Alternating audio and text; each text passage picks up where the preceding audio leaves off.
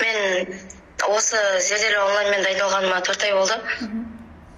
Және де мен өз жете аламын деген армандарыма жеттім сіздердің арқаларыңызда. Мен зерделеуге енді келгенде мен уақытты тез құртатынмын.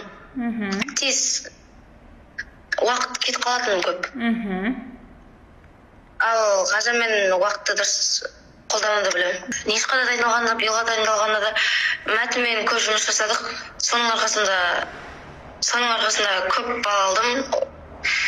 10-ның 9-ына дұрыс жауап бердім. Ал математикадан көптеген тақырыптар келді. Мысалы, мынша санның мынша дәрежесі, немесе мынандай санның пайызы деген секілді сұрақтар келді.